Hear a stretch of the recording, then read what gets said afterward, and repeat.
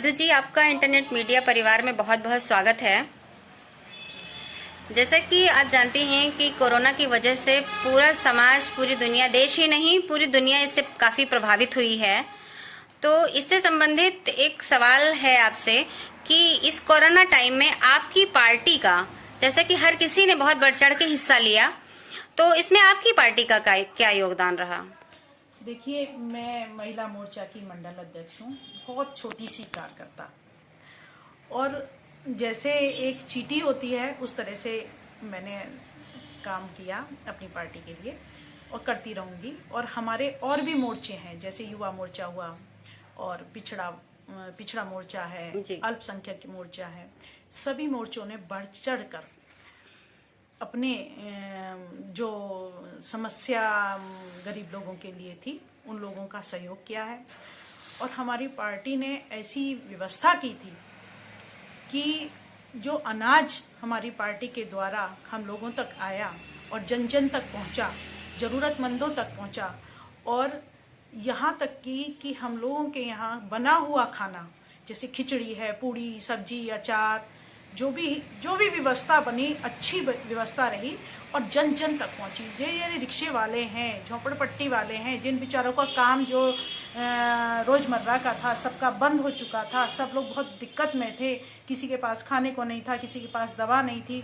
सारी व्यवस्थाएं हमारी सरकार द्वारा हुई, हमारी बीजेपी के द्वारा हुई। यहाँ तक कि हमारे जो सभासद लोग थे उन्होंने राशन की व्यवस्था गरीब लोगों के लिए महीने में 2-2 बार कराई, जिससे सब तक जो है फ्री में राशन पहुंचे। और कोई भी व्यक्ति ऐसा नहीं था जिसके पास राशन नहीं पहुंच रहा हो। और जिधर तो एक समस्या यहाँ पर भी खड़ी हुई थी, जो प्रवासी लोग आए थे वहाँ पे भी लोग जगह जगह टिफिन लेकर के और खाना लेकर के, राशन लेकर के, और किसी के पास जूते नहीं थे, किसी के पास चप्पलें नहीं थी। यहाँ तक सारी सुविधाएं हमारे माननीय राजनाथ सिंह के द्वारा भी बहुत से अनाज के पैकेट्स और बहुत ही अच्छी क्वालिटीज़ के मसाले, तेल, हर चीज़ की सुविधा उस पैकेट्स में थी, जिससे कि आराम से महीने भर तक इंसान खा सकता था। और गरीबों के लिए, प्रवासियों के लिए हमारी सरकार ने उचित व्यवस्था करके रखी। और मैं समझती हूँ दवाई भी लोगों के लिए कराई गई उपलब्ध, जो कि बीमार थे। जी।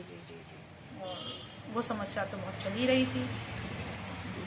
जैसे कि आपने बताया कि आप महिला मोर्चा से हैं, तो इस समय आजकल जैसे आप सुन भी रही होंगी कि महिलाओं के साथ अत्याचार बहुत बढ़ते जा रहे हैं, रेप केसेस बहुत ज्यादा सुनने में आ रहे हैं, जिसमें छोटी छोटी बच्चियों के साथ बहुत ज्यादा ऐसे केस सामने आ रहे हैं।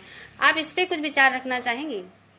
अरे महिलाओं पे जो अत्याचार हो रहे हैं, घरेलू अत्याचार भी कम हुए हैं, वैसे भी ये बलात्कार वाले भी कम हुए हैं। मुझे तो नहीं लगता है कि अब इतने जितने पहले सुनाई पड़ते थे अब सुनाई पड़ रहे हैं। कभी कहीं छूट-फूट कोई घटना सामने आ गई तो आ गई, और वैसे तो लोग अफवाह भी उड़ाते रहते हैं।